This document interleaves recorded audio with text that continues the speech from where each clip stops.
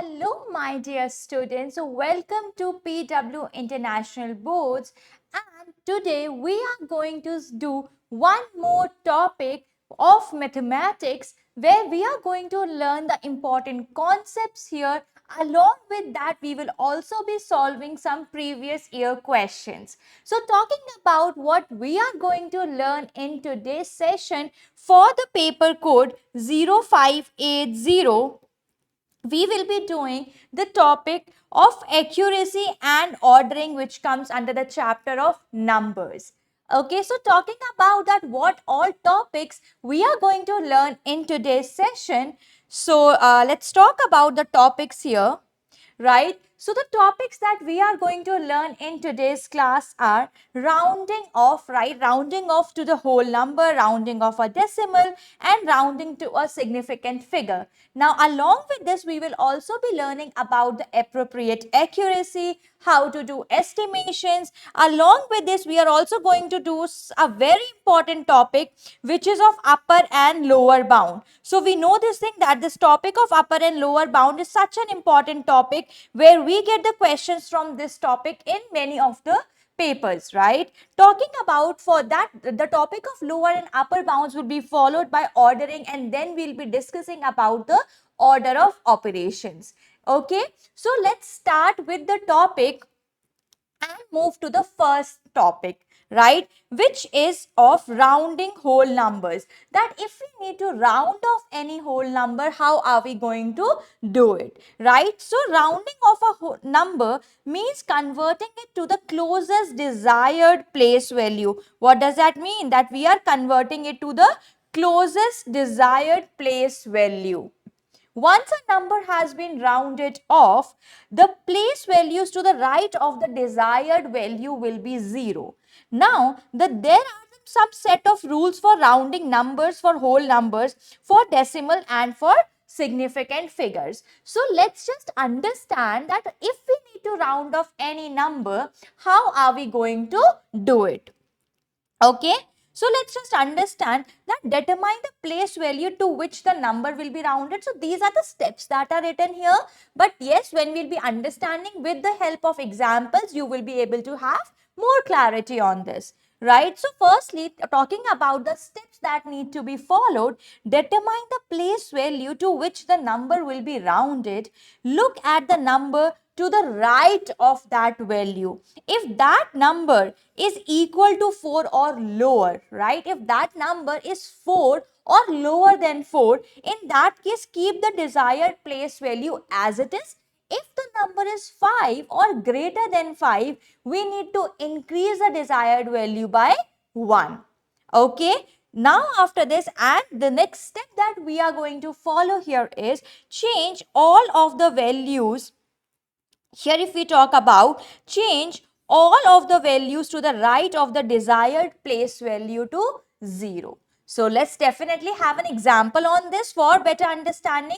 Let's say that we need to round off this number to the nearest 1000. So firstly, in order to follow the steps, let's write the number here, right? So if I talk about what the number is, the number that we have here is 4725985. Okay, now what the question is saying here, question says here that we need to round it off to the nearest 1000. That means if we talk about that, what is a desired value that we have here? So if I talk about the desired value that we have here is 5. Okay, now talking about what we are going to check next here is the digit to the right of it. Now let's have a look that what is the digit to the right of it. So if we are just having a look at the digit which is towards the right of it, it is nothing but 9. So clearly we know this thing, 9 is actually a number which is greater than 5. So if the number towards the right of the desired number is actually 5 or greater than 5, we need to increase the desired value by desired digit by 1. So here what we are going to do, we are going to increase this digit by 1. Okay, and whatever the numbers that are written towards the right of it will be made 0. Okay, so if I talk about the answer here, it is going to be 472 will be as it is, no change. This 5 will be rounded to 6 and the digits which are towards the right of it are going to be 0. So that is what we have got as the answer to this question. I hope that you all are clear with this, that how we are going to round off a number, round off a whole number. Yes. Now moving forward, let's have some more questions for your practice, right? Which says that we need to round off the following number to the nearest 1000. So again, let's just write the number here. The number that we have is 68786. Let's talk about that. What is the 1000 place here? The digit that we can see at the 1000 place is 8 here. Now let's have a look which is the digit which is towards the right of it. So what we can see, it is 7.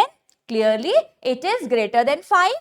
Yes, so that means this will be increased by 1. So it is going to be nothing but 69,000. Clear? Let's move to the B part of the same question. Right now, this time we need to round off 74245. So again, we need to round off. This is a desired value. Correct. Let's have a look to the digit which is towards the right of it. The digit that we can see towards the right of it is 2. Yes, but what we can see, it is actually less than 4. Yes, if the digit is 4 or less than 4, we are going to make no change to the desired value. So that means this is going to remain as it is and the answer is going to be 74,000. Easy. Now moving forward, let's have the next one. The next one says that we need to round off this 8084, right? We need to round off this 8084, but this time to the nearest 100. So talking about that, what we can see as the hundredths digit here, right? The hundredths digit that we can see is 0. Correct?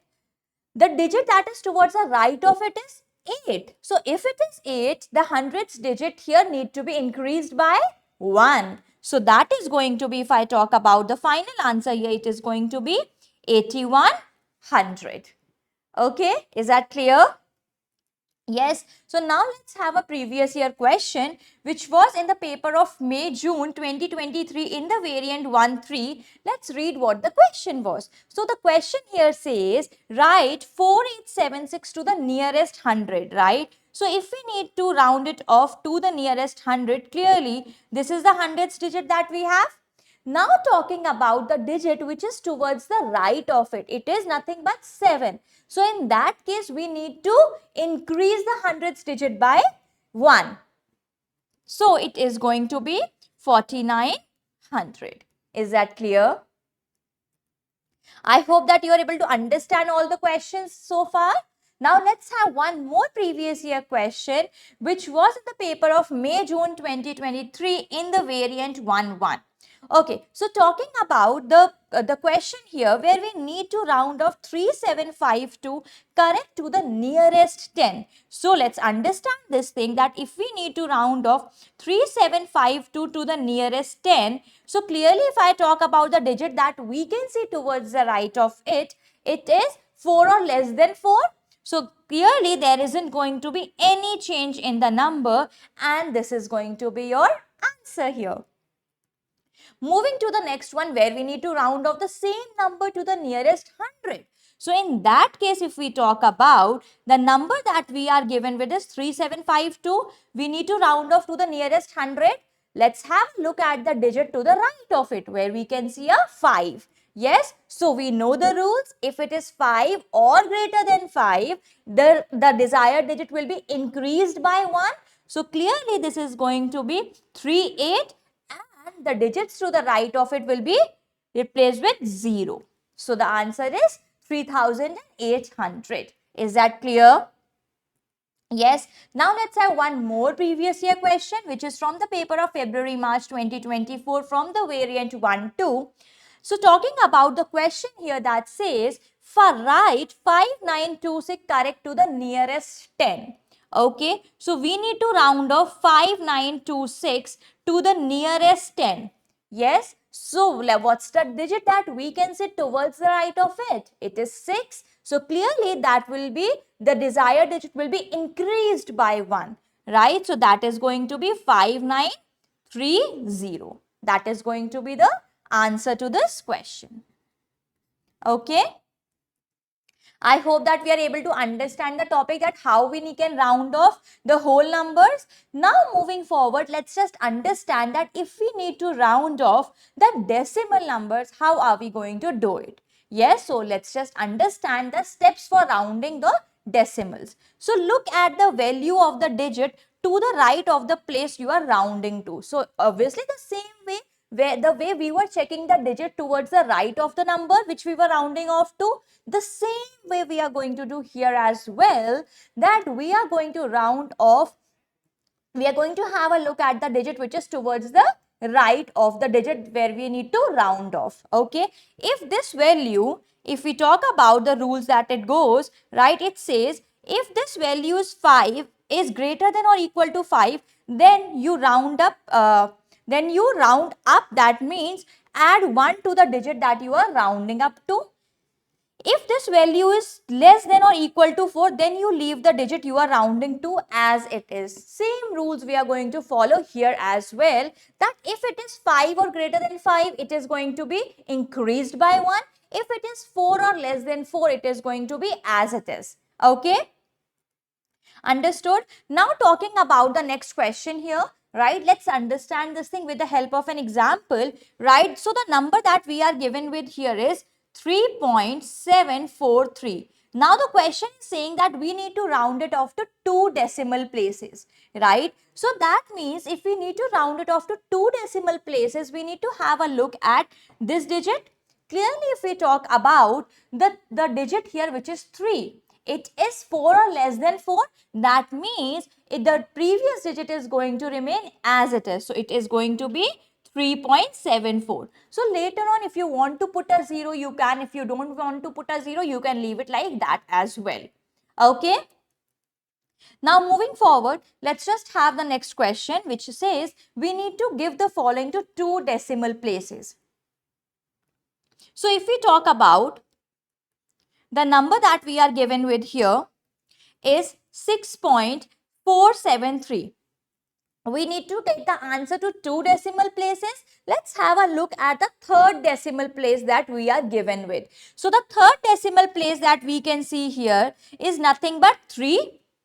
Yes, so again what we can see, it is 4 or less than 4. So that means there isn't going to be any change. It is going to remain as it is. So here if I talk about the answer, it is going to be 6.47. Okay.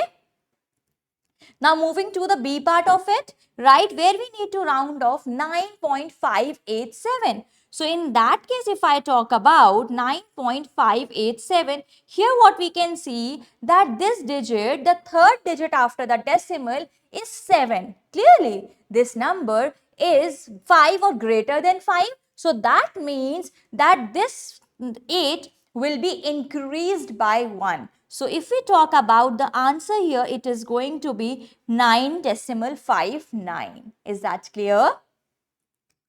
Moving to the third question, to the third part of the same question. So if we need to round off 16.476 again to 2 decimal places. So in that case, if we talk about the third place to the right of decimal, what we can see here, it is nothing but 6. So clearly the previous digit has to be increased by 1. So it is going to be 16.48. That is going to be the answer to this question. Is that correct? Okay, now moving forward, let's have the next question for all of you. The question here says, write 63521, 63521 decimal 769 to 1 decimal place. Now we need to round it off to 1 decimal place. That means we need to have a look at the digit which is towards the right of it. So what is the digit? The digit is 6 here. So clearly we know this thing, that 6 is greater than 5, 5 or greater than 5. Yes. So in that case, the 7 will be increased by 1. So if I talk about the answer that we are going to get here, it is going to be 63521 decimal 8. That is what we are going to get as an answer here. I hope that you are able to understand all the questions on rounding off so far. Now, moving forward, let's have one more question, which is a previous year question from the paper of February-March 2023 from the variant 1-2. So, let's read and understand what the question is. So, the question here says we need to round it off to one decimal place, right? 17345 is a number. So, let's have a look at the second digit towards the right of decimal. So, that is 7. So, definitely if it is 7, we know it is 5 or greater than 5. So, it need to be increased by 1. So, we will be getting the answer as 56.2. Got it?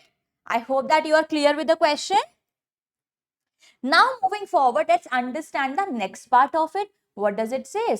It says round to a significant figure. So, here the question says identify the number to be rounded off, typically the first non-zero digit. So, if I talk about what are the steps that we are going to follow here, right? Identify the digit to be rounded off, typically the first non-zero digit. Whatever the first non-zero digit is there, firstly, you need to identify that. If the digit to the right of the rounding of digit is 5 or greater, add 1 to the rounding of digit. Exactly the same rule we are following, that if it is 5 or greater than 5, in that case add 1 to the rounding of digit and exclude all digits to the right. And you need to exclude all the digits which are towards the right of it. If the digit to the right is less than 5, exclude all the digits to the right without changing the rounding of digit. So, in that scenario, what we are going to do, if it is less than 5, right? So, in that scenario, what you are going to do is, you are not going to make any change to the desired place and you will be excluding all the digits towards the right of it. So, let's understand this thing with the help of an example, right? So, here if we talk about, let's say that we are given with a number which is 0.00003400 and we need to round it off to a significant figure. So, in that case, zeros are not significant after decimal point before the non-zero digits. So, whatever the number of zeros that we can see here, right? So, you can see these zeros here, right? They are not significant. So, the digit that matters to us is the first non-zero digit. Okay? Understood the first part, right? After that, if I talk about all the non-zero digits, they are significant. Okay?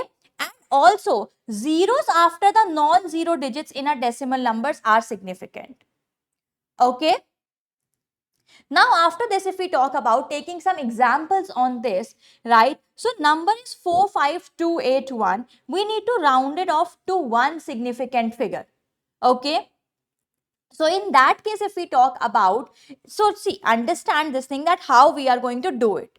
Yes. So, if we are having a number as 45281, right? So, we need to round it off to one significant figure, right? So, if we need only one significant figure here, right? We are going to have a look at this. Yes. So, now if we will have a look at the digit to the right of it, if we are going to have a digit, look at the digit to the right of it, which is 5. So, clearly if it is 5 or greater than 5, this digit will be increased by 1, right? So, this is going to become as 50,000. Okay. Now, after that, just in case that we need to round it off to two significant figures, right? If we need to round it off to two significant figures, right? So, we have the number as 45281. So, we need to round it off to two significant figures. Now, what we will do, we are going to have a look at the digit to the right of it. We can see this thing that it is 2, which is less than 5. So, clearly there isn't going to be any change in this, and after this you will put the zeros. Understood?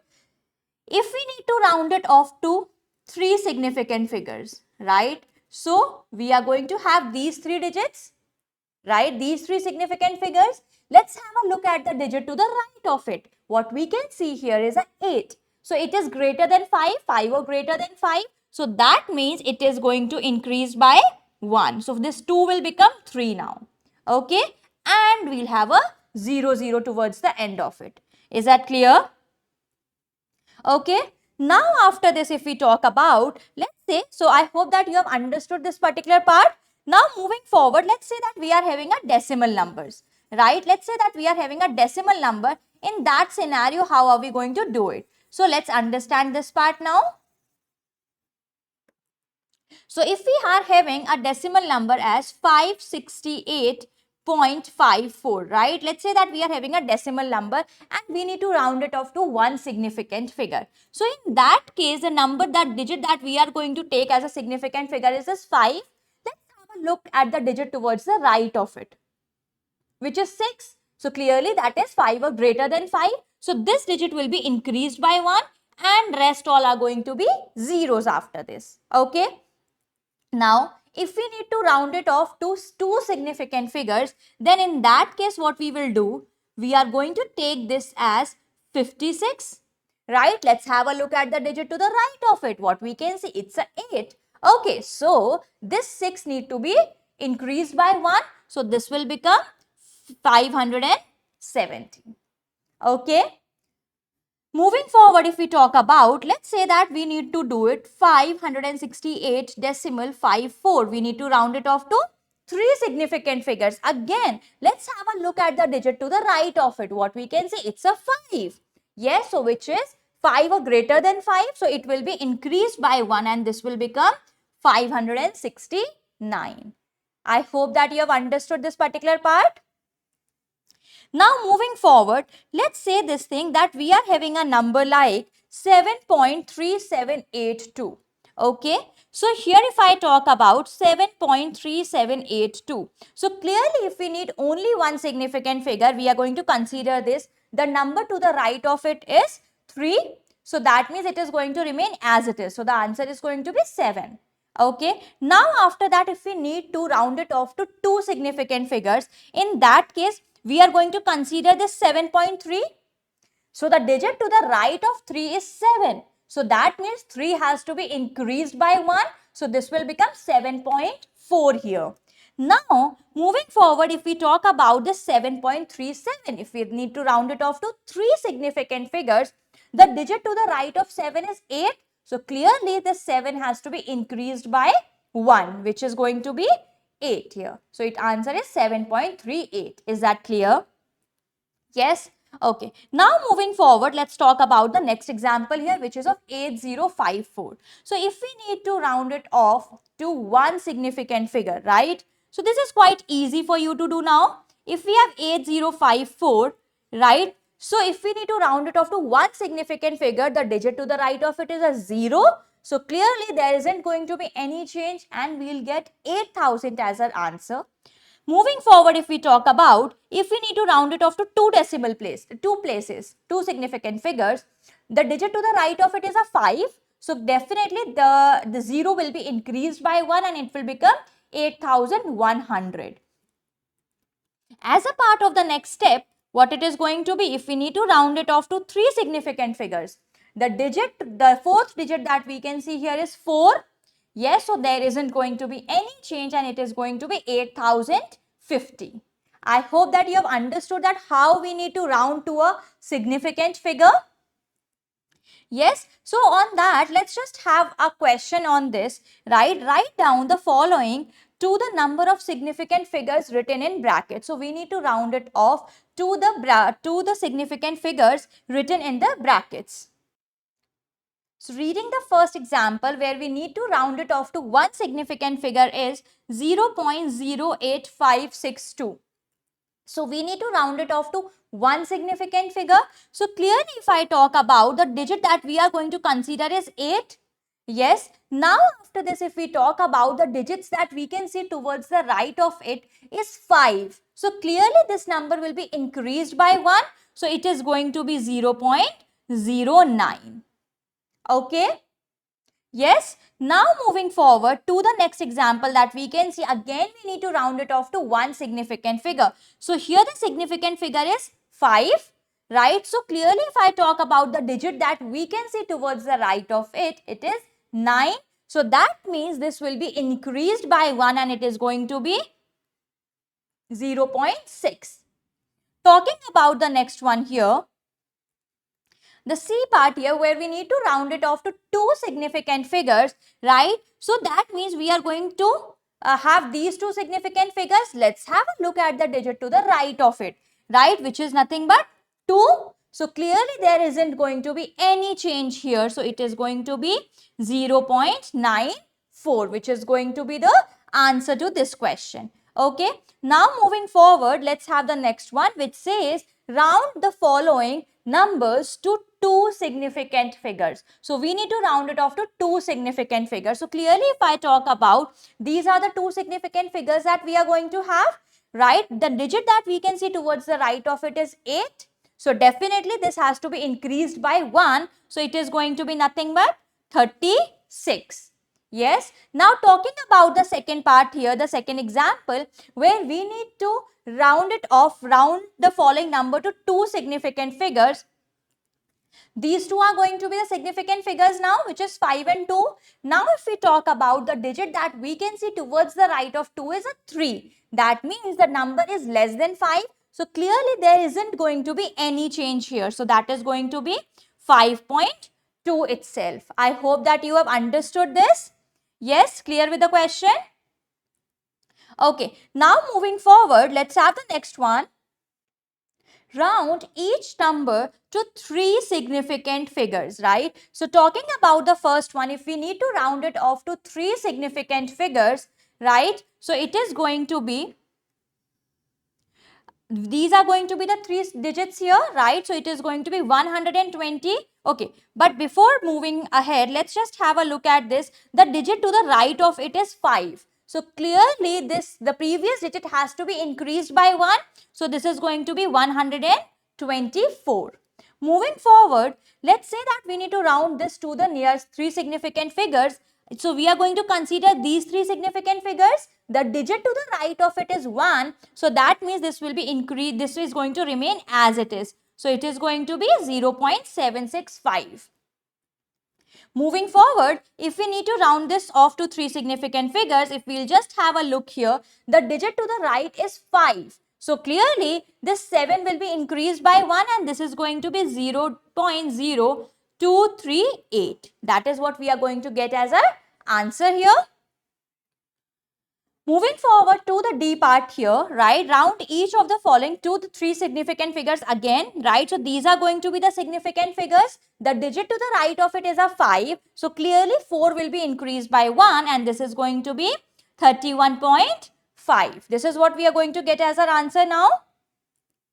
Moving forward, let's just have a previous year question where we need to write 0.04628 correct to two significant figures, right? So this is a previous year question of the paper of May-June 2024 of the variant 2-2. So if we need to write it to two significant figures, these are going to be the significant figures, which are 4, 6 here. The digit to the right of it is 2. So definitely there isn't going to be any change here. So this is going to be your answer here. I hope that you are clear with it. Now moving forward, let's have some more previous year questions, right, which is again from the paper of May-June 2024 from the variant 1-3. The question here says, write 164703 correct to the nearest 1000. Yes, so if we need to round it off to the nearest 1000, that means this is a place where we need to round it off. The digit to the right of it is 7. Clearly, this is 5 or greater than 5. That means this number will be increased by 1. Hence, the answer is going to be 165000. That is what we are going to get as our answer.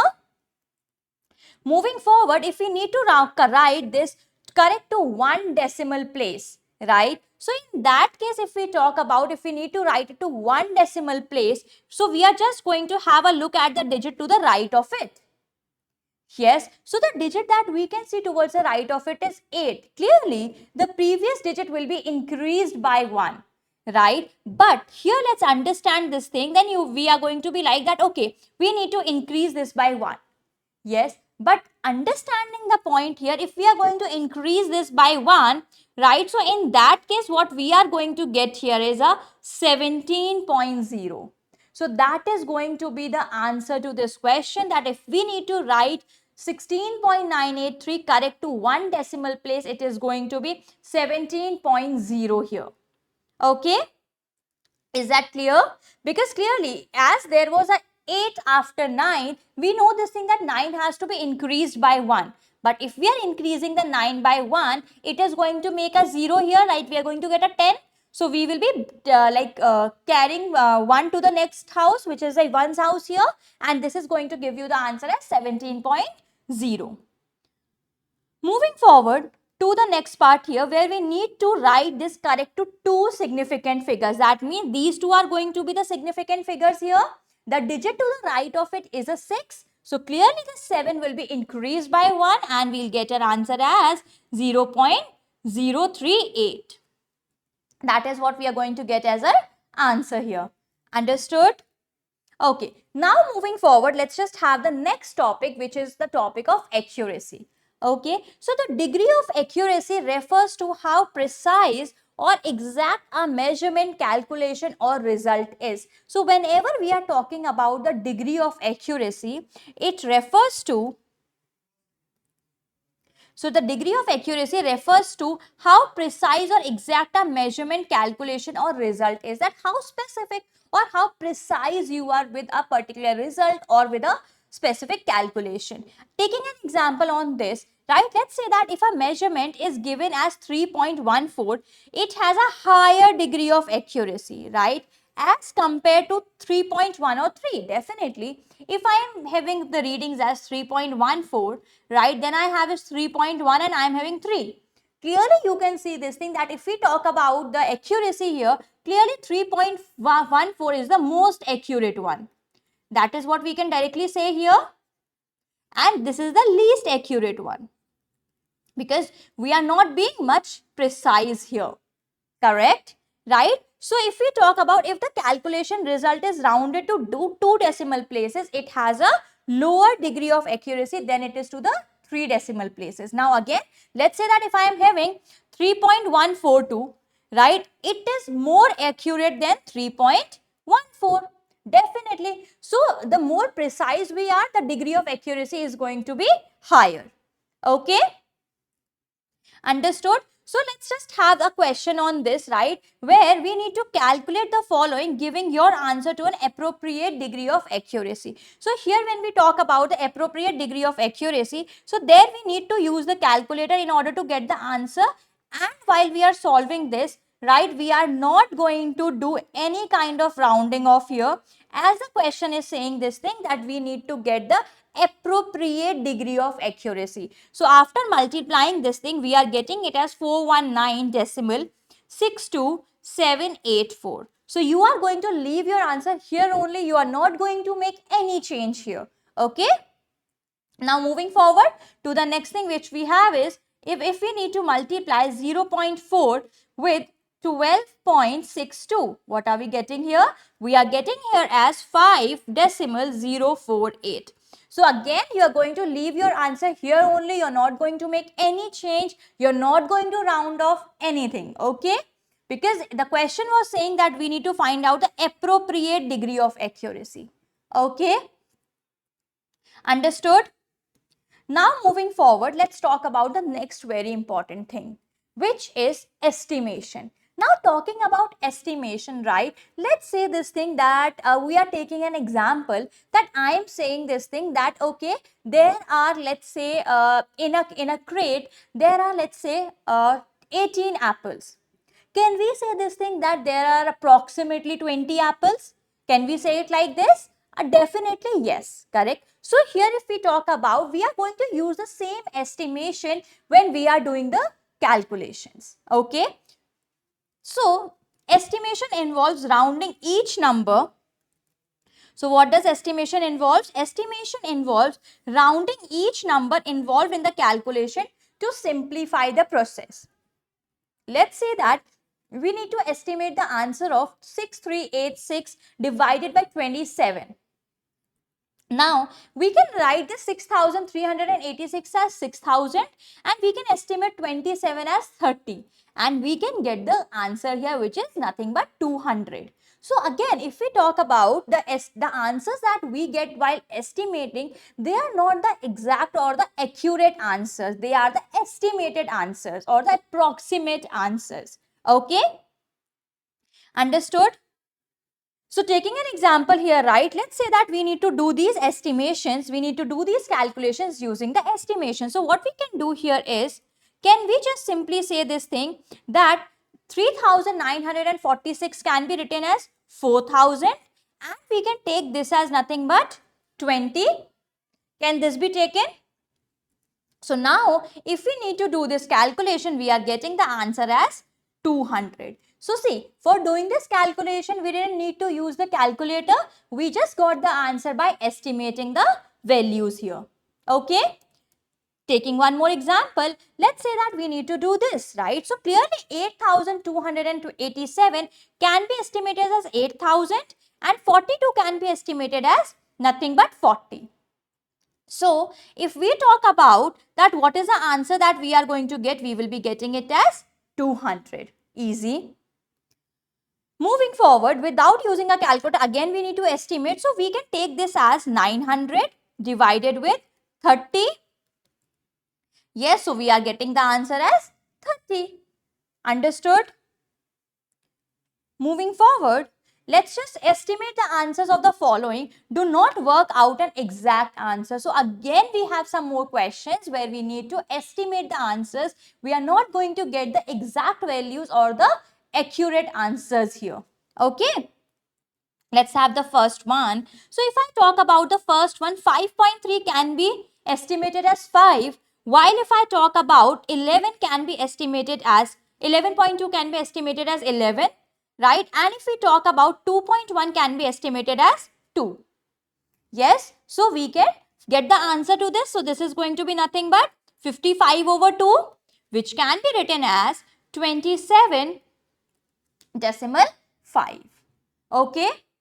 Further, even if you wanted to do it like you wanted to round off 11.2 as you want to estimate that as 10, you can do that as well. Okay. Because we are talking about the estimated answers here.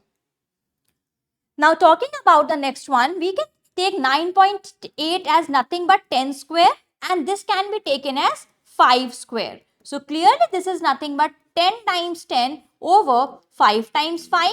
So we will be getting the answer as nothing but 4. Okay, clear? Taking one more example here, write 18.8. 18.8 can be considered as nothing but 20. Yes, so 27.1 can be taken as 7 times 7 as it is the square of it over 3.1 can be taken as 3 times 3 and this 4.9 can be taken as 5 times 5. So can we do this calculation here? So again, we need to get the estimated answers, right? We need not to get the exact answers here. Okay, so let's just get the exact, get the estimated answers here. What is the calculation that can be reduced here? So this is going to be 4 and then we can get this as, okay, is there any way by which we can even solve it? We can even reduce it further. So this is going to be 49 into 20 and then we have is divided by 225. So what we can do here is we can write this as okay. So here if we talk about after dividing the numerator and denominator both by 5, we are going to get it as 4 times 7 multiplied with 7 over 3 times 3 multiplied with 5. So if we talk here, what are we getting? Or should we take this as, okay, let's do it like this only. So if we do it right, we are going to get it as 4.4. That is what we are getting after dividing them. Okay. Yes. Now moving forward, let's talk about the next very important thing, right? So let's read what is the upper and lower bounds. So if we talk about, you get questions related to upper and lower bounds in almost every paper, right? So this is going to be a very important topic for all of you. So let's just understand about the upper and the lower bounds. So upper bound, if we talk about the maximum value that a quantity could be without exceeding its actual value. So if we talk about the maximum value that a quantity could be, right, without exceeding its actual value, where we are not going to exceed the actual value of it, right? Lower bound is a minimum value that a quantity could be without being less than its actual value. So we will be understanding the upper bound and lower bound in a while in detail. Together, upper and lower bounds provide a range of possible values for a quantity, helping to understand its precision and accuracy. So that understanding this thing, that why do we use lower and upper bounds? So we use actually the lower and the upper bounds whenever we need to find out, okay, that this particular quantity cannot be lower than this and this cannot go upper than this. Yes. So taking an example here, if I talk about, let's say that if I am talking about 4.5, right, whenever we are talking about an inequality, or whenever we are talking about that if we need to round it off to 4.5, in that case we know this thing, that if it is 4.45, right, and if it is between 4.55, right, it should be less than 4.55. We can take it to 4.5 in that scenario. Yes. And if it is, let's say if it is 4.5 here, right? So in that case, we know this thing, if there is a number which is 4.45 and we need to round it off, right? Let's take an example that I am giving you 4.45 and I am telling you that you need to write it to one decimal place. In that case, what are we going to do? We are going to have a look at this number. What we can see here is this is 5. Clearly that this digit will be rounded to, will be increased by 1, and so this is going to be nothing but 4.5. It is what we are going to get. Now if we talk about, let's take a number which is nothing but 4.54, right? Now again I'm saying this thing, that you need to write it to one decimal place. So in that case, if we need to write it to one decimal place, we are going to have a look at this digit. What we can see here is this digit is 4. So clearly if this number is less than 5, it is going to remain as it is. So this is going to be nothing but 4.5. That is what we are going to get here. Understood? So there we can understand the concept of upper and lower bounds. So going by the definition here, right, as an equality where x represents the number, it would be expressed as, here it is 4.45 is less than equal to x is less than 4.55. So if the number is ranging between them, right, we can bring it to 4.5. Or if we talk about the lower bound and the upper bound of 4.5, so the lower bound is going to be 4.45 while the upper bound is going to be 4.55, where 4.55 is not included because 4.55 is considered in the next limit here. Okay. Yes. So if we talk about the sign here, right, so whenever you can see a hollow circle, right, so that clearly means that that particular value is not included. If you see a solid circle, right, so solid circle clearly means that this value is included. Okay, so you must have learned this thing previously in other topics as well, that a hollow circle means that that value is not included, while a solid circle means that value is included here. So clearly if I talk about here, what we can see that 4.45 is included while 4.55 is not included. Is that clear? Now moving forward, let's just have a question where the question says a rectangle has a width of 4.4 centimeter rounded to one decimal place and a length of 6.3 centimeter rounded to one decimal value. So what we can see here, that rectangle has a width of 4.4 centimeter rounded to one decimal place, right? So we need to find out that what can be the dimensions of what can be the upper bound and the lower bound for the width as well as for the length. So let's just understand this thing here, right? If we are going to have a look at the length, the smallest number that will round up to give 6.3 is 6.25. That's the smallest number. And if we talk about the upper bound here, that is going to be something less than 6.35.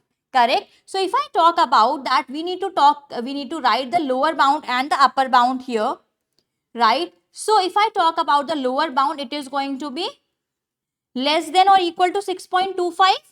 And if I talk about the upper bound, it is going to be less than 6.35.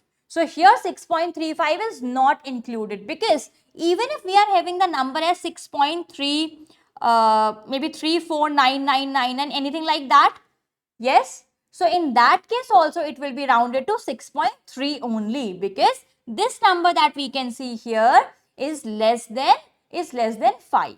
Okay, understood? So if we talk about the upper and the lower bound for the length here, that is going to be 6.25 is less than equal to the length is less than 6.35. This is how it is going to be. Now moving forward to the breadth, right? What is going to be the scenario with the width here, right? So, what has happened here? Let me, okay. So now if I talk about the width here, right? So that is going to be what we were given with, it is rounding up to 4.4. So clearly if I talk about the limits for the lower and the upper bound for the breadth is going to be 4.35 should be less than equal to the breadth, and the breadth should be less than 4.45. Again, 4.45 is not included. Okay, understood that what are going to be the lower limit and the upper limit here? Yes. Now moving forward, let's just have the next question here. Whisper, let's read the question. Whisper weighs 429 kg, correct to the nearest kilograms. Complete the statement above her weight W kg. So we need to complete this statement now, that what is going to be the range here where the weight is going to be 429 kgs. Okay, so clearly if I talk about, if we are getting the rounded off value to 429, in that case if we talk about the lower limit, right, it is going to be nothing but 428.5. Yes, and if we talk about the upper limit, right, it is going to be nothing but 429.5. That is what we are going to get here. Because if we just have a look at any of the scenarios here, the weight is going to be 429 only. So the lower bound here is 428.5, while if we talk about the upper bound here, that is going to be 429.5. Okay, so clearly 429.5, which is the upper bound, is not included here. Understood? Now moving forward, let's have the next question. Each of the following numbers is expressed to the nearest whole number. Give the upper and the lower bound of each. So what the question is saying, that we need to give the upper and the lower bound of each. Using x as a number, express the range in which the number lies as an inequality. So we need to write this as, we need to express this with x as an inequality, right? And we need to write the lower and the upper bound here, right? So firstly, if we need to write for x, we know this thing that it is going to be, let me use a brighter color here in order to write it, right? So it is going to be nothing but 5.5 will be less than equal to x will be less than equal to 6.5. So again 6.5 is not included. Even if we are going to have this as 6.499999, then also it is going to be reaching to 6 only. Okay, understood? Moving forward to the next one, if we have is 83, in that case it is going to be nothing but 80, it should be less than 83.5. So we need to express it as x. So let me just write x here. Yeah. So this is going to be x, and it should be less than equal to nothing but 82.5. Is that clear? Moving forward to the next one, if we are having 152, right? So in that case, x should be less than 152.5, while it need to be greater than or equal to 151.5. Is that clear? Understood? Okay. So on that note, let's move to the next question, right? Calculating with upper and lower bounds. If we need to calculate something with the upper and lower bounds, how are we going to do it, right? So we can find the upper and the lower bound for better result of the calculation. So taking an example here, calculate the upper and lower bounds for the following calculation. Give that each number is given to the nearest whole number, right? So in that case, if we need to solve this question, clearly, if I talk about 45, we know this thing that 45 is going to be between 44.5 and 45.5, where 45.5 is not included, right? So whenever I am saying the upper bound, that clearly means that it is not included here. Okay. Then if we talk about 64, so 64 lies in the range of 63.5 and 64.5. So if we need to find out the lower bound here, in the case we need to find out the lower bound, clearly we need to multiply the lower quantities here, the lower bounds here, and if we need to get the upper bound, we are going to multiply the upper bounds of both the terms here, both the values. Okay. So clearly we have got the lower bound of the calculation by multiplying 44.5 times 63.5, which is we are getting it as 2825.75. And if we need to find out the upper bound, right, it is going to be 45.5 multiplied with 64.5, which we are getting it as 2934.75. That is what we have got as the upper bound here. Now understanding one more important perspective here, right? So here we need to find out the upper bound and lower bound for the product that we had. Now let's say that the numbers are getting divided. In that scenario, what is going to be the upper bound and what is going to be the lower bound? So let's understand this thing, a very important thing. And by this particular topic, you get many questions in your exams also. Okay. So reading the next question here, what the next question here says, the next question here says, calculate the upper and the lower bound. So we need to calculate the upper and the lower bounds to 25.5 divided with 11.0. So we need to get the upper and the lower bound for this. Okay, given that each of the numbers is accurate to 1 decimal place. Now, if we need to find out the lower and the upper bound here, what we need to do is, firstly, we will be finding the lower and the upper bound the way we are doing it, right? So, if I talk about for 22.5, it is going to be in the range of 22.45 and 22.55. If I talk about 11.0, it is going to be between 10.95 and 11.05. This is how we are going to get the lower and the upper bounds respectively for both the values, right? So that was the first part of the question. Now understanding this thing, as we need to divide it, right, and we need to get the upper and the lower bound for this division, correct? Now we need to understand one very important concept here, right? So whenever we are dividing two numbers, the greater the greater the dividend that we have, the higher the quotient that we get. Yes. So taking an example here, right? Let's say that we need to divide 2 with 14, right? So we are going to get 7 as the quotient. This is the quotient that we have and this is the dividend, right? But if in case if we talk about once we are going to have the higher dividend, right, and the lower divisor, in that case we talk about the quotient is going to be higher, because whenever we talk about the answer on dividing is directly proportional to the numerator while it is inversely proportional to the denominator. So clearly if we need to get the upper bound, right, the numerator need to be higher while the denominator need to be lower. Yes. So in order to get the lower bound, first let's understand of the upper bound. In order to get the upper bound of the calculation, by dividing the upper bound of the numerator by the lower bound of the denominator. So what we are going to do, we are going to consider the upper bound of the numerator with the lower bound of the denominator. Then we are going to get the maximum value or the upper bound for this division, right? So clearly if we talk about that, what is going to be the upper bound here, right? So if we talk about the upper bound, it is going to be nothing but 22.55 over 10.95. So we are getting it as 2.06 to 2 decimal places if we are doing. And if we talk about getting the lower bound here, if we need to get the lower bound, in that case we need to divide, we need to keep the numerator as a lesser value, which we can see here as nothing but 22.45 and the denominator as a higher value, which is 11.05 here. So in order to get it, what we are going to get as a lower bound here is going to be 22.45 over 11.05. What it has happened? 11.05 it is going to be. Okay. So by this, we are going to get the lower bound here. So what are we getting after doing this division? So 22.45 over 11.05. So that is going to be nothing but 2.03. Okay. Clear?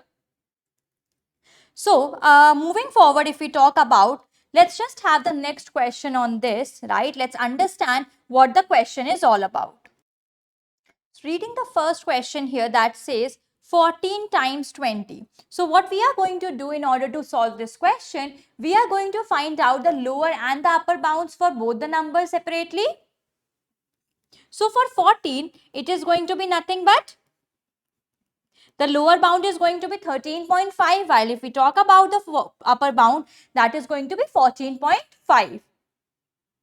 So if we talk about 20, for this the upper bound is going to be 20.5, while if I talk about the lower bound, it is going to be 19.5. So if we need to get the product and we need to get the lower and the upper bound for the multiples here, right? So let's just do this. What are we getting? 13.5 multiplied with 19.5. What are we getting? So if we talk about the lower bound here, that is coming out to be nothing but 263.25. And if we need to get the upper bound here, what it is going to be? If we need to get the upper bound, so we are going to do the calculations here. So the upper bound here is coming out to be 297.25. So that is what we have got as a lower and the upper bound here. Talking about the B part of the same question, again, firstly, we are going to do it individually for 135 and 25. So for 135, if we talk about the upper bound, it is going to be 135.5. While if I talk about the lower bound, it is going to be 134.5. While if we talk for 25, upper bound is going to be 25.5 and the lower bound is going to be 24.5. So again, we are going to just multiply them in order to get what we are getting as the answer. 135.5 multiplied with 24.5. So if we talk about the lower bound that we are getting here, so lower bound is coming out to be 3295. What has happened? Just a second. 3295.25. And if we talk about that, what is the upper bound that we are getting here? 135.5 multiplied with 25.5. So if we talk about the upper bound that we are getting here is 3455.25. So that is what we have got as the lower and the upper bounds here. Talking about the C part of the same question, the C part of the same question says that again we need to find the lower and upper bound for the following calculations. So clearly if we talk about for 100, as each of the numbers are given to the nearest whole number. So for 100, it is going to be between, upper bound is going to be 100.5, while if I talk about the lower bound, it is going to be 99.5. Yes, so take care of the inequality sign that we are putting here. Okay, so this is going to be 50 is less than 50.5, while it is going to be greater than or equal to 49.5. So again, if we need to find out that what is going to be the lower bound here, so let's calculate that what is going to be the lower bound. So it is 99.5 getting multiplied with 49.5. So we are getting it as 4925.25. And if we talk about that, what is the upper bound that we are getting? Again, we are going to do this multiplication, which is 100.5 getting multiplied with 50.5. That is what we are getting here. So talking about the answer, it is nothing but 5075.25. So this is the lower bound and the upper bound that we have got in this particular question. Now, moving to the next question, let's read what we have as a next question. The masses of the nearest 0.5 kg of two parcels are 1.5 kg and 2.5 kg. Calculate the lower and the upper bound of their combined mass. So, it is given that the masses to the nearest 0.5 kgs.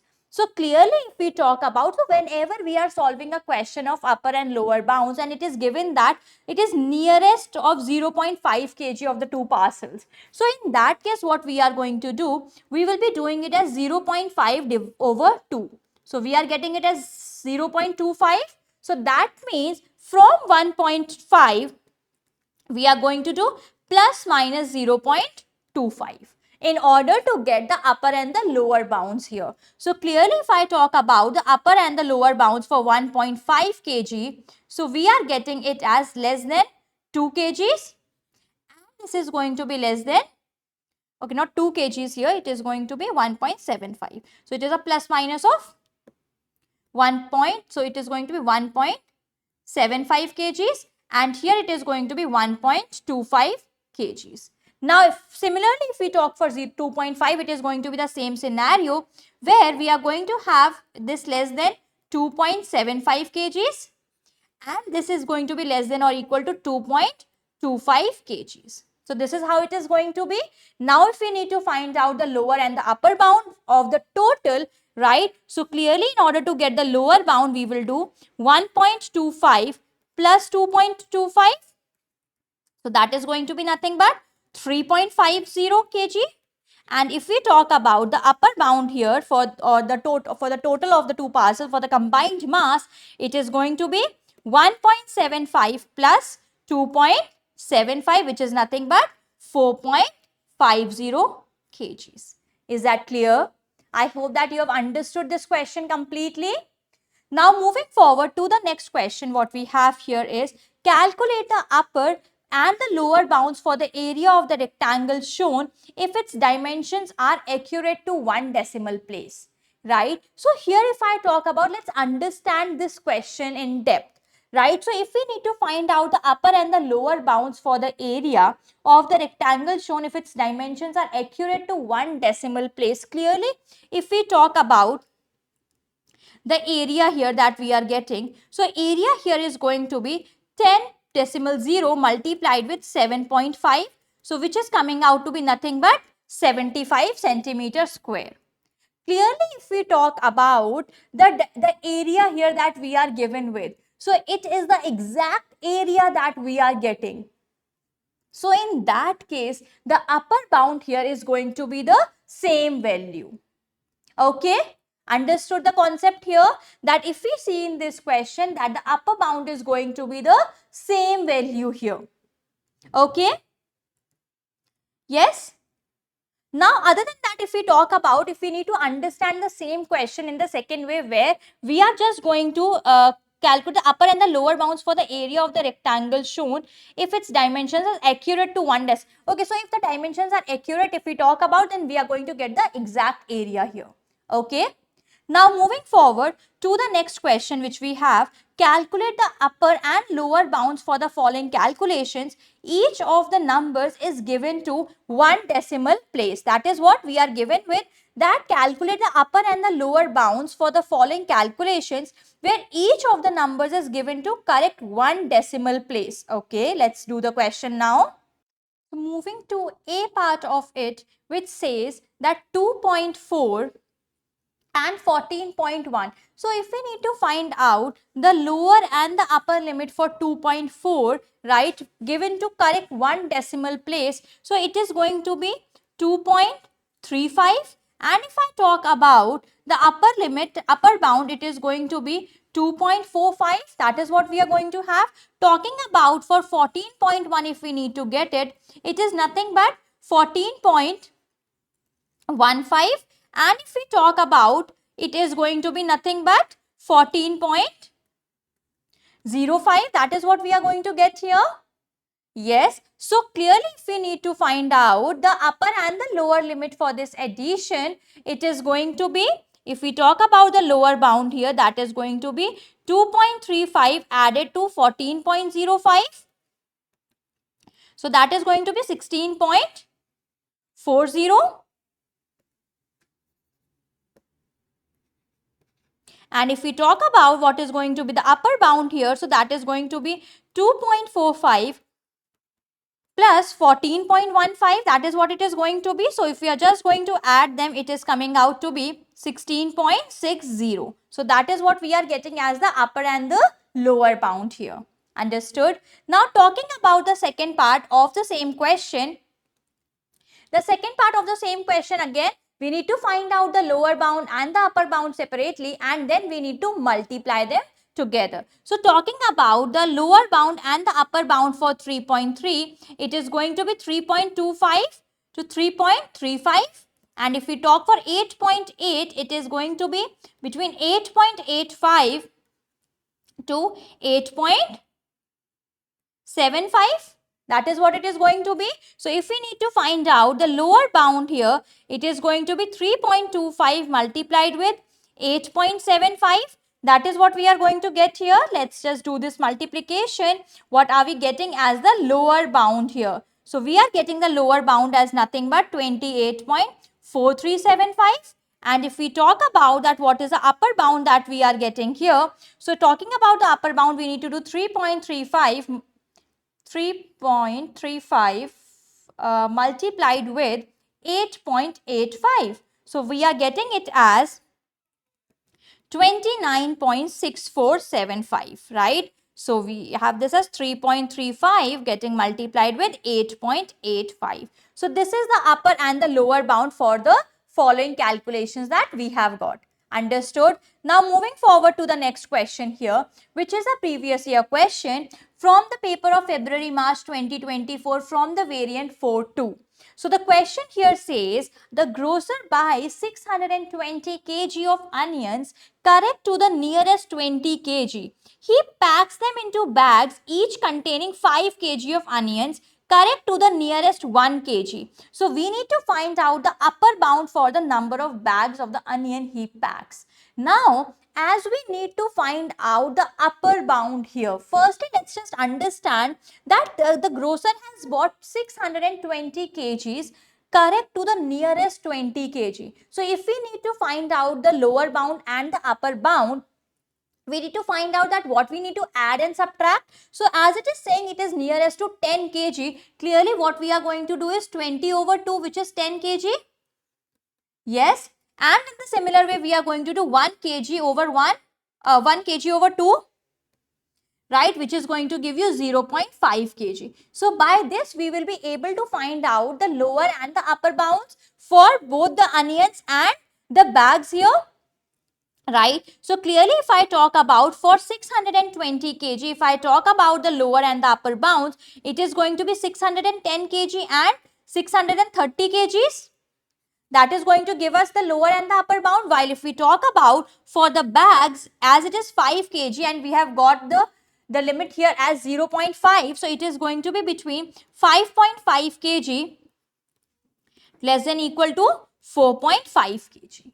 Okay, now if we talk about, we need to find out that what is going to be the maximum number of bags, or we need to find out the upper bound. So whenever we know this thing, in order to get the answer, we need to divide the total weight of the onions divided by the packs them into the bags, right? So we need to divide the weight of the bag with it. But as we need to find out the upper bound here, the weight of the onion should be maximum and the weight of the bag need to be minimum, right? So in order to get the upper bound, what we are going to do, which two numbers we are going to consider here? We are going to consider the upper bound here while the lower bound from here. So this is going to be nothing but 630 over 4.5. So by this, we are going to get that how many bags are required, the upper bound of which we are getting it as 140. Is that clear? I hope that you have understood this entire concept. Now moving forward, let's just have the next topic that we need to do in this session is ordering. Okay, ordering is something that we can understand by the name itself, where we need to arrange certain things based on the certain parameters. Correct? So, if we talk about the definition here, right, it says it means arranging the numbers in ascending or descending order. These symbols have a specific meaning in mathematics. If we talk about the first symbol that we can see is equal to. If I talk about that, what is the second symbol here, right, the second symbol is is not equal to. While if I talk about that, what is the third symbol is greater than. Talking about the fourth one that we can see is greater than or equal to. Subsequently, if we talk about the next one that we have is less than, and the last one that we have here is nothing but is less than or equal to. So these are the symbols that we are going to use in this topic, right? And all of these symbols, they have their specific meanings. So let's understand more about ordering. Right. So clearly if we talk about, let's say that there is x is greater than or equal to 5 implies that x is greater than or equal to 5, that is x can be 5, 6, 7, 8 like this we can do it. Right. If we talk about, let's say it is given that f5 is less than or equal to x. Again if we talk about, this says this thing that 5 is less than or equal to 8. So 5 is less, right? 5 is smaller than x. Correct. 5 is smaller or equal to x. That means x can be equal to 5 as well, and the x can be greater than that as well. So if we talk about the possible values of x in both the scenarios, it can be written in any way, right? So the possible values of x could be 5, 6, 7, 8, 9, 10 and so on. Talking about the second scenario which can be here is x is greater than or equal to 4. If we are getting this thing, x is greater than, right? So x is higher than 4, right? X is greater than or on the upper side of it. So that means if we are talking of 4, 5, 6, 7, 8 and so on, these values, again we can also write it like this, that 4 is less than or equal to x. This is also a way of writing the same thing. Moving forward, if we talk about the second thing that we can have here is x is less than or equal to 11. So clearly we know this thing that the value of x is actually less than or equal to 11. That means x is either smaller or equal to 11. So that means we are going to consider the values of x which are either 11 or less than that. That is 11, 10, 9, 8, 7, 6, anything like that. Okay, understood? Now, moving forward, right? So if we need to find out, these inequalities can also be represented on a number line, right? So if we need to represent these inequalities on a number line, we can also do that, right? So these inequalities can also be represented on a number line. Let's say if we need to represent x is greater than or equal to 4. So whenever that number is included, I told you this thing that we are going to make it with a solid circle, right? So we have made this 4 with a solid circle in the first number line, right? And then we are considering it as greater than 4. That means we are going to continue with any value of x that is greater than 4. Correct? Now just in case we have x is less than or equal to 11. Yes, so again it is equal to sign is there. That means we are going to have a solid circle as 11 is included. So that means x will be less than or equal to 11 here. Okay. Now talking about the symbol here, right? So this hollow circle, as I told you, it implies that the number is not included in the solution. While if there is a solid circle, it means the number is included in the solution. Okay. Yes. Now moving forward, copy each of the following statements and insert one of the symbol, whether it is equal to, greater than, less than. So you need to put the relevant sign in between. So let's solve the questions. The first one here says 7 times 2 and then on the other side we have is 8 plus 7. So if I talk about 7 times 2, what is 7 times 2? So 7 times 2 is 14, while if we talk about 8 plus 7, 8 plus 7 is 15. Clearly, we know this thing that 14 is less than 15. So we are going to put the sign of less than here. Okay. Moving forward, next we have is 6 square, that is 36. And if we talk about 9 times 4, it is again 36. So clearly what we can see that both the numbers, they are equal. So we are going to have an equal to sign here. The next one that we can see is 5 times 10 is what? It is 50 and 7 square is nothing but 49. So we can see this thing that 50 is greater than 49. Moving forward, if we talk about, we have 80 centimeter and 1 meter. Now, understand this thing, whenever we need to compare two things, whenever we need to compare two quantities, they need to be of the similar type. Then only we can compare them. So clearly if we talk about that 80 centimeter and we need to compare it with meter, no, we need to convert it first to centimeter. So that is nothing but 100 centimeters. So now we have got the inequality that 80 centimeter is actually less than 100 centimeter. Okay, good to go. Moving forward, let's have the next question that says, represent each of the following inequalities on a number line where x is a real number. So we need to represent them on a number line. So let's understand this thing. The first one that we have here is x is, let's just have the question. Yeah, right. So let's just draw this thing, that if we need to draw this on the number line, let's firstly make the number line here. So we are having this as x's. So let's have this as 0, 1, 2, minus 1, minus 2, minus 3, minus 4. Like this. So if it is given that x is less than minus 2, that means firstly we are not going to include this x, include this 2, as it is, there isn't any equality sign. And talking about further, if we talk about, we know this thing that x is less than minus 2. So this is how it is. It is x is less than 2. So this is how it is going to be. Here we can see this thing in the entire values, all the values, x is something that we are getting less than 2. Is that clear? Moving forward, we need to have the next one, which is x is greater than or equal to 3, right? So again, we are going to make the number line. We are going to make the line here. Yes. So let's do the markings.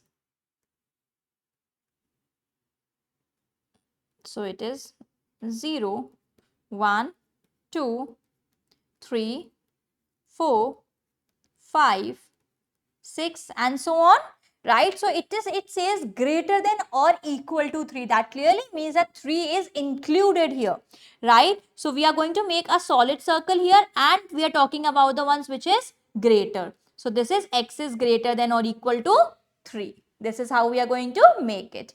Now moving forward, represent each of the following equalities. Again, we need to have is x is less than or equal to minus 4. Again, let's make the number line. Yes.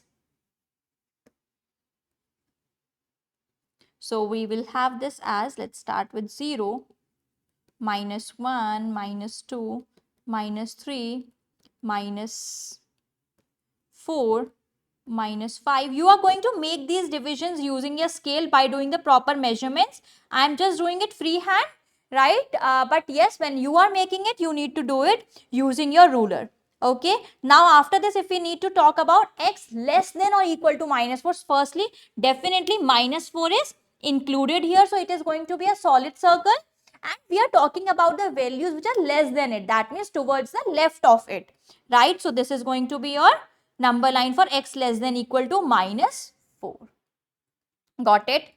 Moving forward to the next one, where we need to have x is greater than equal to minus 2. So in that case, again, we are going to have the number line.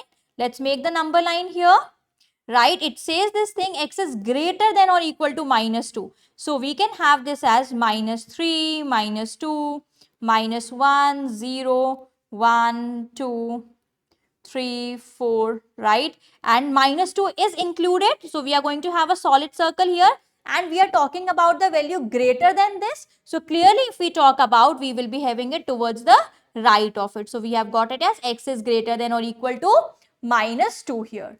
Understood?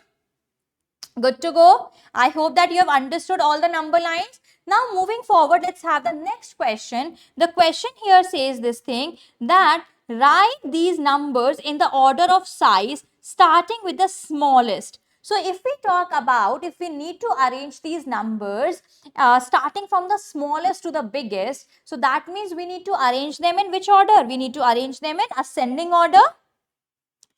Yes. So in that case, firstly, let's just convert all of them into like decimals, right? So it is going to be 0.304. Yes. And other, I can write this as 0.200. Then we can have this as 0.008, while this can be written as 0.570. So easily we can arrange them from smallest to biggest. So if we just see here, the smallest one here is nothing but 0.008, right? Which is nothing but less than what? It is 0.200. It is less than 0.304 and it is less than 0.570. So that is going to be the answer to this question. Yes, I hope it is clear. Yes. Now moving forward, let's just have the next question for you. Right here, the next question says that write the following in order of size, starting with the smallest 0.239, then we have is root of 0.057, then we have is 23.85%, and then we have is 11 over 46. So firstly, we need to get all of these values in the decimal. We need to be precise with the calculation that we are doing here, right? So let's just understand this thing, that what is going to be the different values here. So first is definitely 0.239. It is going to be as it is. There isn't going to be any change. Now if I talk about finding the root of 0.057, what is the root that we are getting here? So it is coming out to be 0.2387. That is what we are getting. If we talk about 24.85%, it is going to be 0.2385. Yes, and if we talk about what is 11 over 46, so you can use the calculator in order to get the answer. So this is coming out to be 2391. So if I am going to make all of them with the same number of decimal places, I can put a 0 here. Now we can easily compare all of them, talking about the smallest one that we can see here. Firstly, all the numbers are same till 2 decimal places. Let's have a look at the third decimal place here, which we can see here as 8 and here as 8. That means one of them is going to be the smallest one.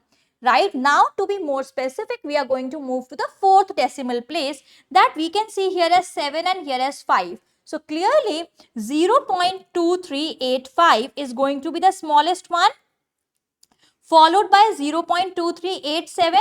After that, we are going to have a 0.2390 and then 2390 it is, and then we are going to have 0.2391. So in order to write the final answer, we are just going to write all the values in the form they were given in the question. So clearly 23.85% is the smallest one. Then we have is root of 0.057. Then we have is 0.239 and then we have is 11 over 46. So this is what we have got as the final answer. Now moving forward to the next number, write these decimals in order of magnitude starting with the smallest. So we need to write it in the order of magnitude starting with the smallest one. So clearly if we talk about the smallest one here is nothing but 0.055. Yes, so I'm just going to put a cross on the ones that I have already written in order to avoid any kind of confusion. Then the ones that we can see less than 0 are 0.505 and 0.550. Clearly the second decimal place in 0.505 is lesser. So that is going to be the next value now. Talking about the next, that will be followed by 0.550. So we are done with these three.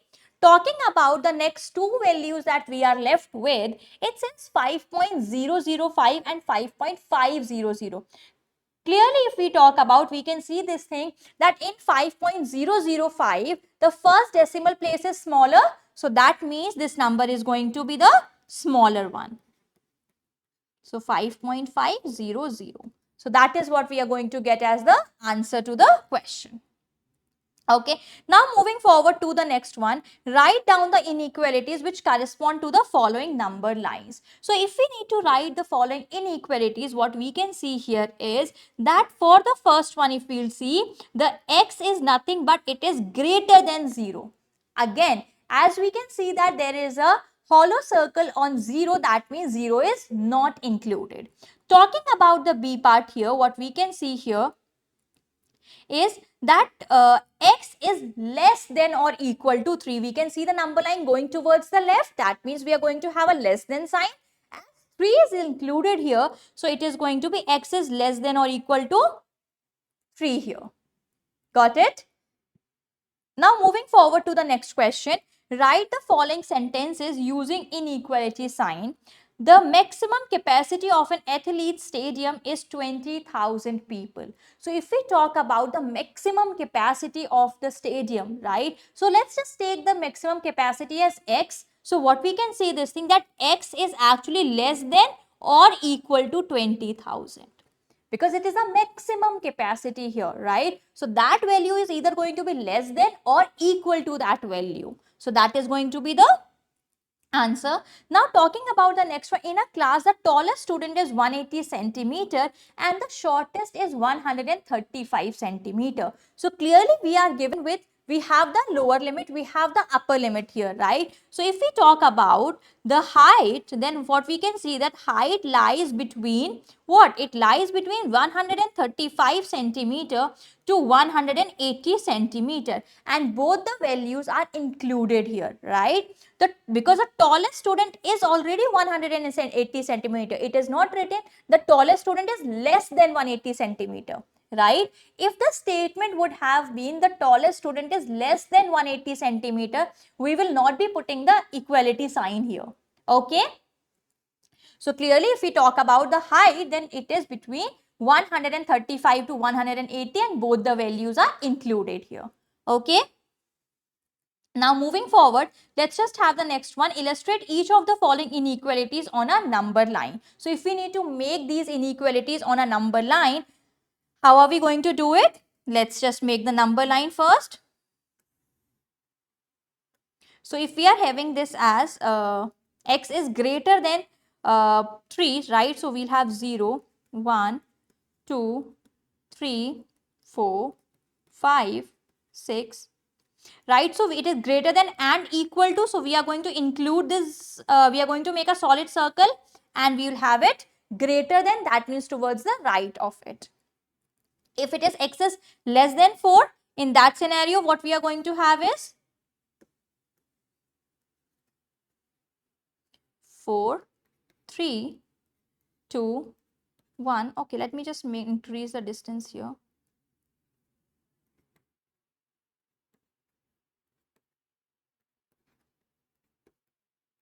So it is less than 4, that means firstly we are going to have a hollow circle here because it is not included, and we are going to talk about the left hand side of it. The number line we will be considering is towards the left of it as it is less than 4. Okay. Moving to the next one, it says that x is between 0 and 4 and both are not included, right? So let's make the number line here and talking about that x is between 0 and 4.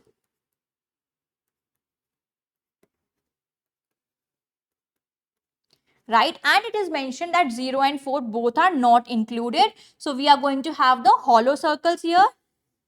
This is what going to give you the value of x. So 0 is less than x less than 4. That is how we are going to make the number line here. Now let's have the next one, what we have as a next part, which says that again we need to make a number line. Yes, so it is going to be -3, -2, -1, 0, 1, 2. So here it says that x is lying between -3 and 1 when -3 is included. So it is going to be a solid circle and 1 is not included. So it is going to be a hollow circle here, right? So this is going to be the number line that we are going to make for -3 less than equal to x is less than 1. Okay. Now moving forward, let's understand the next important thing here after understanding all the inequalities, which is the order of operations. So understanding the order of operations here, what does it says? These are the rules that tell us the sequence in which we should solve an expression with multiple operations. If there are multiple operations anywhere, then how are we going to solve it, right? So let's just understand about the order of operations. So firstly, we need to solve the brackets, right? Then we have the indices, or we can say the order, or we can say the powers that we do. Okay, then that is being followed by the multiplication and division, and later we have is addition and subtraction. So we get a lot of questions on this particular topic, right? So let's just understand that how we are going to solve it and what kind of questions do we get from this topic.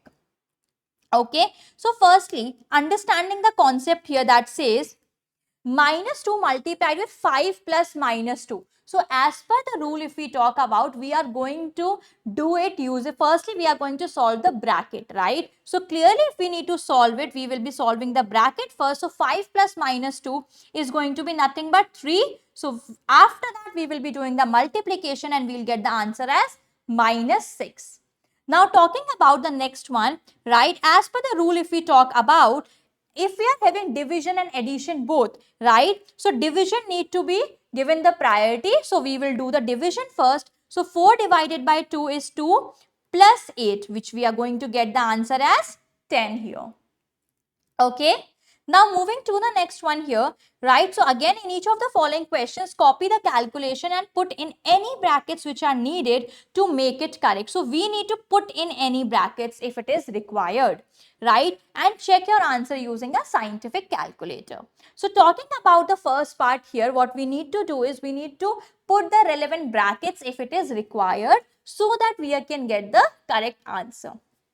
So, in order to do this question clearly, we know this thing that if we are going to do the multiplication first, right? If we are going to do 6 multiplied with 2, we'll get 12 plus 1, that is 13. But that's not the case here, right? So, definitely we need to put the bracket here as the standard. If we talk about the multiplication followed by addition is not working out here. But if in case we are putting a bracket like this, if we are doing it as 6 multiplied with 2 plus 1, right? So that is going to be 6 multiplied by 3, which is equal to 18. So we are going to get our answer.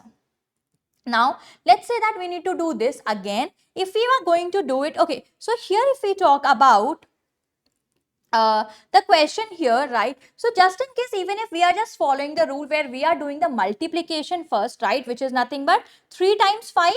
So that is going to be 15 plus 1 is going to make it 16. So we can leave it like this, or else if we want to do it, we can also write it as 1 plus 3 in multiplied with 5 is equal to 16. Okay. Moving to the next part here, right, if we just have a look at the standard question which says 6 divided by 2 is what we are going to do first, right, then we will say this thing that, okay, it is going to be 8 plus 3, which is 10. But that is not the scenario here. We need to get the answer as 7. So what we are going to do in this, right, if we are going to put the bracket here like this, if we will have this as 14 divided by 2, we are getting the answer as 7. So this is how we are going to solve this question. Okay. Moving to the next one. In each of the following question, again the same thing that we are having. So we need to just check that whether we need to put the bracket here or not. So if we are going to do the multiplication, it is going to be 9 plus 8. But that is not the answer here. So we need to put the bracket and let's see that how we can solve it.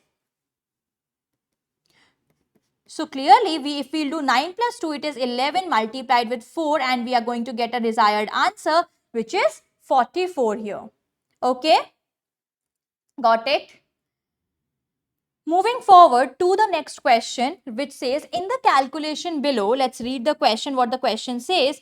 In the calculation below, insert any brackets that are needed to make it correct. Check your answer with a calculator. So we need to put the required brackets here and we need to get the answer as 1.5 here. So definitely if we are just going to have a look at the question, right, let's consider the first scenario where we are not putting up any bracket. Okay, in that case what it is going to be?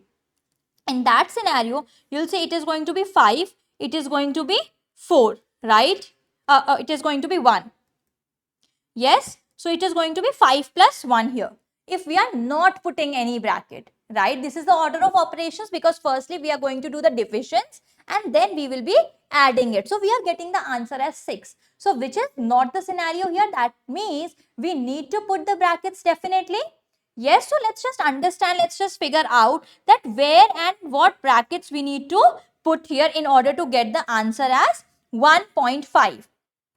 So let's do one thing. If in case we are doing it like this, if we are going to put the brackets like this, so if whenever we are having such a question, we are going to check in every scenario that from which particular combination we are getting the right answer. Okay, so if I'm putting the bracket here, it is going to be 15 divided by 5 divided by 2, right? So if we are going to have it 15 divided by 5, it is going to be 3 divided with 2. So we are going to get the answer as 1.5. So this is how we are going to put the bracket in this particular question. Is that clear? Now moving to the next question, using a calculator evaluate the following. So we need to do this calculation using a calculator. So let's have the first question.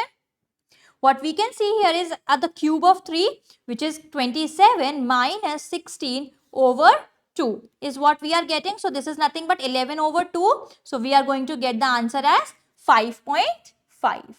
Okay, so you can do this using the calculator as well if you wish to, right? So it is 15 minus 3, which is going to be 12 divided by 3 over 2 plus 7.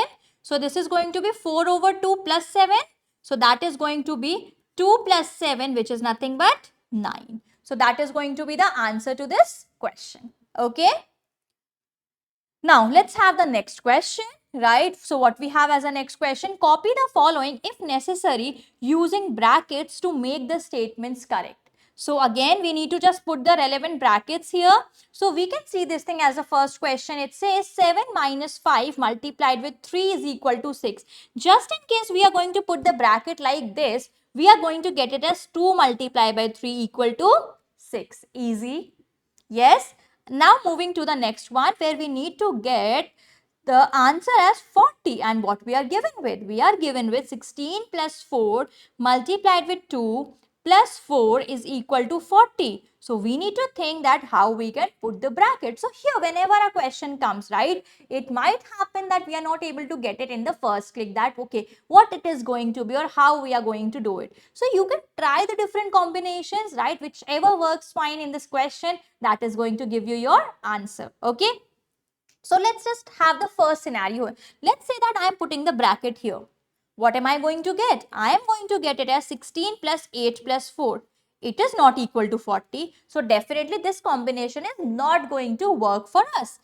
After that, if I talk about, if I am doing it as plus 4, right? If I am going to do it like this. So what am I going to get? 16 plus 4 times 6, right? So which is going to be 16 plus 24, where we are getting the answer as 40. So that means this is the right combination that we have. So you are not going to use this method, but this is going to be your answer. Okay, understood? Now, moving forward to the next question here. Yes, so if we talk about the next question, right, which says we need to get the answer as 53 and we need to put one pair of brackets here. So 5 plus 4 multiplied with 3 plus 9 is equal to 53 is what we are given with. So this is a question from the paper of May-June 2024 from the variant 1-3.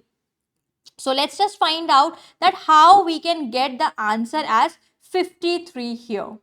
Okay, so let's just try if we are going to just follow the rule here. Let's say that we are going to do 4 multiplied with 3. We are going to get it as 12. 12 plus 5 plus 9 is not going to give us 53. So this is not going to work for us. Let's try the other combination here.